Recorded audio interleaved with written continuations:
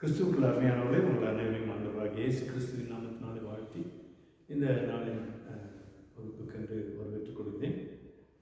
கடந்த சில வாரங்களாக நாம் மூவொருமை கோட்பாடு திருக்குறளிலே எப்படி இருக்கிறது, மூவொருமை கோட்பாடு நம்முடைய விவிலியத்திலே, அதாவது வேதாகமத்திலே, பரிசுத்த வேதாகமத்திலே எப்படி இருக்கிறது என்பதை நாம் பார்த்தோம். அதே வண்ணமாக மூவொருமை கோட்பாடு பல கோணங்களிலே, அதாவது போன வகுப்பிலே கடைசியாக நாம் பார்த்தபொழுது தோமாவாலே உருவாக்கப்பட்ட அரு சமயங்கள் என்று சொல்லி அந்த அரு சமயங்களிலே மூவொருமை கோட்பாடு எப்படி இருக்கிறது என்று சொல்லி சுருக்கமாய் பார்த்தோம். தோமாவாலே உருவாக்கப்பட்ட கிறிஸ்தவமானது சைவம் வைணவம் என்று சொல்லி இரு பிரிவுகளாக பிரிந்திருக்கிறது என்று சொல்லி நான் போன வகுப்பிலே சொன்னேன். அதிலே சைவத்திலே மூவொருமை கோட்பாடு இது எப்படியாக இருக்கிறது என்பதை குறித்து நாம் பார்க்கலாம். இது தமிழ் இலக்கியங்களிலே நாம் கிறிஸ்தவத்தையும் நான் பார்த்து கொண்டு வருகிறோம். அப்படின்னாலே இந்த சைவ சமயத்தை சார்ந்த இலக்கியங்கள் மூவொருமை கோட்பாடு என்ன சொல்லுகிறது என்பதை குறித்து நாம் பார்க்கலாம். கர்த்தத்தாமே இந்த நாளின் வகுப்பை ஆசீர்வதிப்படியாக கண்டை மூடி ஆண்டவரை நோக்கி நாம் ஜெபிப்போம். பரிசுத்தமுள்ள நல்ல ஆண்டவரே, இந்த அருமையான நேரத்துக்காக நமக்கு நன்றி செலுத்துகிறோம், ஸ்தோத்திரிக்கிறோம். அன்பு தகப்பனே, கிறிஸ்தவ இலக்கியங்கள், அதாவது இந்திய இலக்கியங்களிலே கிறிஸ்துவமும் கிறிஸ்துவையும் பற்றி நாங்கள் பார்த்து வருகிறோம். சுவாமி, கடந்த சில நாட்களாக மூவொருமை கோட்பாடை திருத்துவத்தை குறித்து நாங்கள் பார்த்து வருகிறோம். இந்த நாளிலுமாய் கூட இந்த சைவத்திலே சைவம் என்கிற அந்த மத பிரிவிலிருந்து மூவொருமை கோட்பாடு எப்படியாக இருக்கிறது என்பதை குறித்து அறிந்து கொள்ள எங்களுக்கு நேர்கருவை பாராட்டும். இப்படி பிரசன்னத்துக்குள்ளாக எங்களை அர்ப்பணித்துக் கொள்கிறோம். ஆவியானவரை எங்கள் மத்தியில் இடைப்படும் நியாயங்களுடன் ஜெபிக்கிறோம். இயேசு கிறிஸ்துவின் முழுமை வேண்டுகிறோம், ஜீவனுள்ள நல்ல தகப்பனே, ஆமென். கிறிஸ்துவுக்குள் அருமையானவர்களே, நான் ஏற்கனவே உங்களுக்கு முகவுரையாக சொன்ன பொழுது திருக்குறளிலும் மற்றுமாய் கூட தமிழ் இலக்கியங்களிலே இந்த மூவொருமை கோட்பாடு எப்படியாக இருக்கிறது என்பதை குறித்து நான் பார்த்து வந்தோம் என்று சொன்னேன். அரு சமயங்களாகிய தோமாவின் மூலமாக தோற்றுவிக்கப்பட்ட கிறிஸ்தவமானது அரு சமயங்களாய் மாறினது. அந்த அரு சமயங்களிலே எப்படி இருக்கிறது என்பதை நேற்று போன வகுப்பில் சுருக்கமாய் நாம் பார்த்தோம். இந்நாட்களிலே அதை குறித்து கொஞ்சம் விவரமாக நாம் பார்க்க நமக்கு கருவை செய்கிறார் தேவன். ஆகவே தேவனுக்கு நன்றியோடு கூட ஸ்தோத்திரம் செலுத்தி இந்த நாளின் வகுப்பை ஆரம்பிப்போம். சைவத்திலே மூவொருமை கோட்பாடு என்ற தலைப்பின் கீழாக இந்த நாளிலே உங்கள் மத்தியிலே பேச இருக்கிறேன். சைவத்திலே மூவொருமை கோட்பாடு என்பது நமக்கு ஒரு வித்தியாசமாக காணப்படும். சைவமாக இது என்ன, அரு சமயங்கள் என்கிறாரே, இந்து மதத்தை சார்ந்திருக்கிறது என்றெல்லாம் சொல்லி பார்ப்போம். ஆனால் ஆதியிலே கிறிஸ்தவமானது தோமா வழி கிறிஸ்தவம் பற்றிய வரலாற்றை பார்க்கும்போது அது இரு பிரிவாக பிரிந்தது. அது சைவம் வைணவம் என்று சொல்லி நான் கடந்த வகுப்புகளிலெல்லாம் உங்களுக்கு சொல்லியிருக்கிறேன். இந்த சைவத்தில் மூவொருமை கோட்பாடு அல்லது திருத்துவத்தன்மை எப்படியாக இருக்கிறது என்பதை குறித்து நாம் பார்க்கலாம். சைவத்தின் முழு முதற் கடவுள் என்று போற்றப்படுகிறவர் சிவன். இவனை அப்பன் என்று அழைப்பர். இதனை இறைவனின் அறிவு நிலை என்று குறிப்பிடுவர். அவனது ஆற்றல் நிலையை சக்தி என்று அழைப்பர். இரண்டையும் பிரிக்க இயலாது. இதனை ஆணையின் நீக்கமின்றி நிற்கும் அன்றே சிவஞான போதம் என்று சொல்லி கடந்த வகுப்பிலே உங்களுக்கு சிவஞான போதத்தை குறித்து நாம் பார்த்தோம்.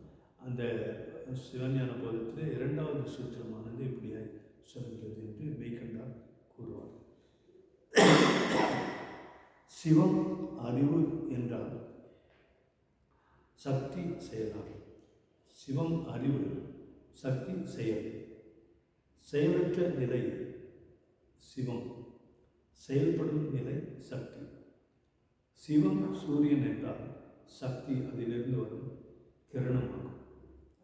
சிவன் நெருப்பு என்றால் சக்தி அதன் நெருப்பின் சுடும் சுவாலையுமாகும்.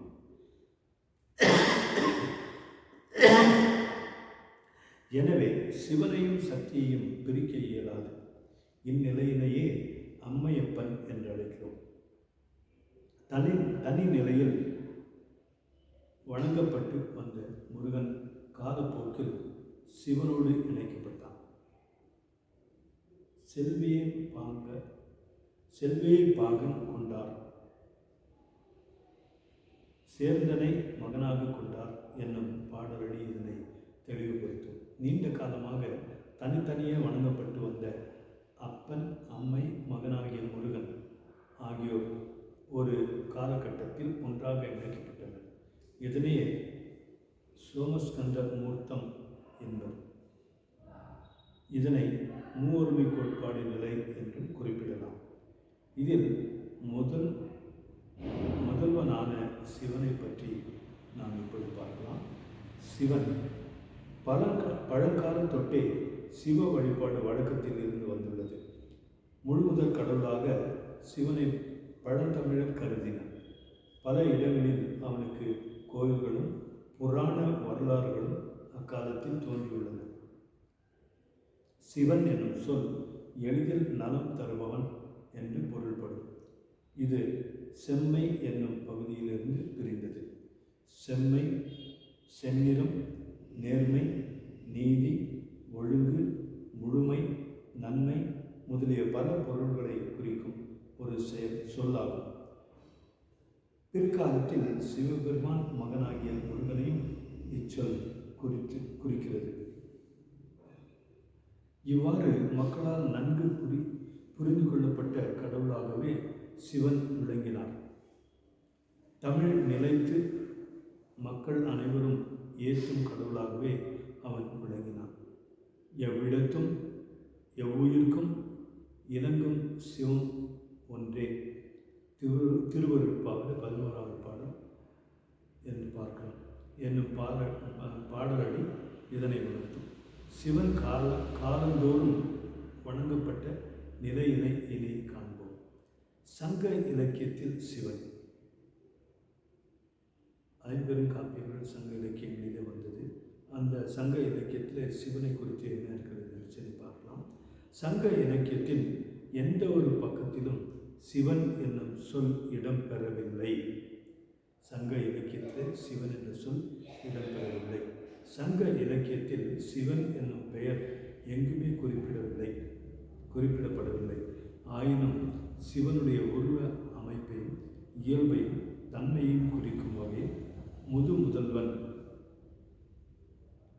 புறநானூறு 366 பார்க்கிறோம். இறைவன் எங்கும் நிலை நிற்பவன், இமையவன்,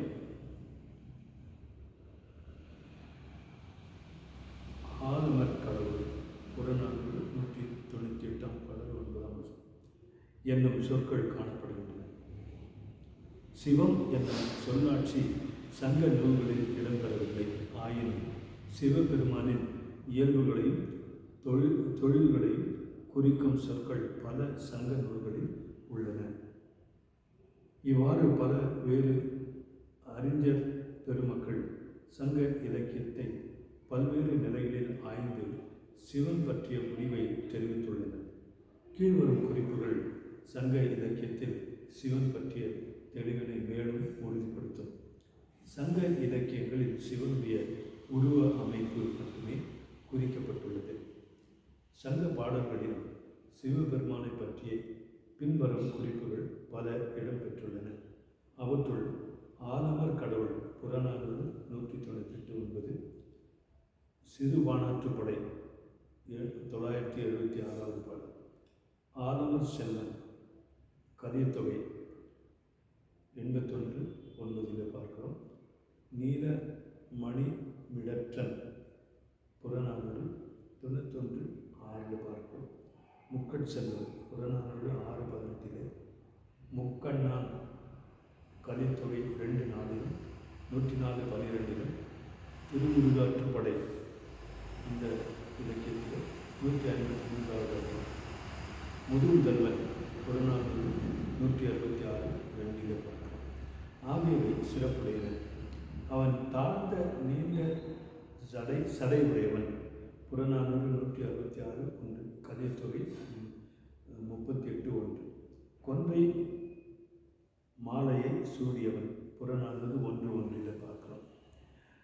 பிறை சந்திரனை அணிந்தவன் புறநானூறு 1:9 பார்க்கிறோம். 55:5 பார்க்கிறோம். கலித்தொகை 103:25 நாம் இதை அறிந்து கொள்ளலாம். கங்கையை தாங்கிய கலித்தொகை 1:2 பார்க்கிறோம். வேதத்தை விளக்கியவன் கலித்தொகை 1:1 புறநானூறு 166:4 பார்க்கிறோம். முழு படை மழுப்படை கொண்டவன் புறநானூறு 56:2 கலித்தொகை 2:6 101:8 103:25 போன்ற அடிகளிலே நாம் இதை பார்க்கிறோம். 8 கைதனை உடையவன் கலித்தொகை 1:4 பார்க்கிறோம். புலித்தோலை போற்றியவன் கலித்தொகை 1:11 பார்க்கிறோம். உமாதேவிக்கு ஒரு பாதியை பகிர்ந்தளித்தவன் புறநானூறு 1:7 பார்க்கிறோம். ஆனேற்றை அதாவது ரிஷிவம் கொடியாகவும் வாகனமாகவும் பெற்றவன் புறநானூறு 1:3 திருமுருகாற்றுப்படை 151:2 பார்க்கிறோம். என்பன போன்ற பல செய்திகள் சங்க இலக்கியங்களில் இடம்பெற்றுள்ளன. ஆனால் அவற்றுள் எவ்விடத்திலும் சிவன் என்னும் பெயர் இடம்பெறவில்லை என்பது குறிப்பிடத்தக்கது. சைவ இலக்கியங்களுள் திருமந்திரத்தில்தான் முதலில் சிவன் என்னும் சொல் இடம்பெற்றுள்ளது. திருமந்திரம் 1626 பாடல்.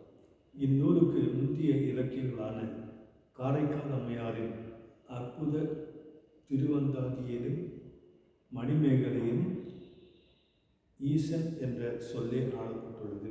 மணிமேகலை 27:86 பார்க்கிறோம். சிவனுக்கு கோவில்கள் இருந்தவை பற்றி சிலப்பதிகாரத்திலும் குறிப்பு உள்ளது. சிலப்பதிகாரம் 5:169-14:7 பார்க்கிறோம். சிவபெருமானுடைய வழிபாட்டினை பற்றிய செய்திகள் சங்க இலக்கியங்களில் காணப்படவில்லை. ஆனால் சிவபெருமானின் பல்வேறு கோலங்களான மூர்த்தங்களான ஆலமர் செல்வன் உமையொரு பாகன் பற்றிய செய்திகளை சங்க கால தமிழ் மக்கள் நன்கு அறிந்தனர் என்பதற்கு இலக்கிய சான்றுகள் பல உள்ளன. ஆலமர் கடவுள் புறநானூறு 188:9 முக்கட் செல்வன் ஆலமுற்றம் அகநானூறு 181 16-17 ஆலமர் செல்வன் கலியத்தொகை 81:9 சிறுபானாற்றுப்படை 97 பாடல் நீலமேனி வாலிழை பாகத்து ஒருவன் என்ற காரியங்களை நாம் பார்ப்போம். இவையெல்லாம் ஆடல் வல்லவன் கோலத்தை பற்றிய கதைகளான கொடுகொட்டி பண்டாரகம் கபாலயம் என்பன சங்க கால பிற்பகுதியில் வழக்கத்திற்கு வந்துள்ளனவாக தெரிகின்றன. கலித்தொகையிலே கடவுள் வாழ்த்து பாடல் நாம் இதை பார்க்கிறோம். தமிழ்நாட்டில் நடராசர் வழிபாடு என்னும் தமது ஆய்வு நூலில் முனைவர் மு.சு. மாணிக்கவேலு அவர்கள் மேற்கண்ட கருத்தை மேலும் விவரமாக ஆய்வு செய்துள்ளார். புறநானூறு போன்ற மிக பழைய தமிழ் இலக்கிய நூல்களிலே கூட சிவன் என்னும் சொல் காணப்படவில்லை. ஆனால் சிவன் என்ற சொல் இல்லாத போதும் சிவபெருமானை குறிக்கும் நீலமணி மிடற்றொருவன் கரைமிடற்றண்ணல் போன்ற அநேக சொற்பிரயோகங்களை அங்கே காணலாம். சிவபெருமான் படைத்தல், காத்தல், அழித்தல், மறைத்தல், அருளல் ஆகிய 5 தொழில்களை செய்கிறான் என்னும் சைவ சித்தாந்த கருத்தை சங்க நூற்பகுதியில் குறிப்பால் உணர்த்தியுள்ளன. அவை பின்வருமாறு: எல்லா உயிர்க்கும் ஏமம் ஆகிய புறநானூறு 1:11 பார்க்கிறோம். கொடுகொட்டி ஆடும் கால் கலியத்தொகை 1:6 பார்க்கிறோம். இளங்கோவடிகளின் சிலப்பதிகாரம் கூறும் சமண மத கொள்கை மற்றும் கூலவாணிகள் சீத்தரை சாத்தனாரின் மணிமேகலை கூறும் பௌத்த மத கொள்கை ஆகியன சைவ நெறிக்கு புறம்பான நெறியை அக்காலத்தில் பரப்பின. இருப்பினும் பழந்தமிழர்களின் வாழ்க்கை முறை, சமூக அமைப்பு, அவர்கள் கடைபிடித்து வந்த சமய கருத்துக்கள் முதலானவற்றை இந்நூல்கள் மறைக்காமல் வெளியிட்டுள்ளதையும் நாம் நினைவில் கொள்ள வேண்டும்.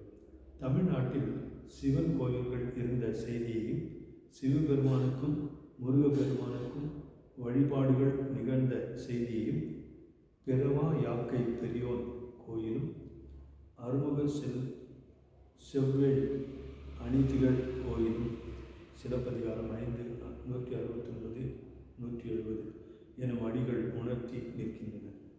மேலும் சைவ நெறியில் சிவாய நம 5 எழுத்து மந்திரமும், ஓம் சரவண பவ என்னும் 8 எழுத்து மந்திரமும் கடைபிடிக்கப்பட்டன என்ற செய்தியை அருமறை மருங்கின் 5னும் 8னும் வருமுறை எழுத்தின் மந்திரம் 2 என்று சிலப்பதிகாரம் 11, 128, 29 தெளிவுபடுத்துகின்றன.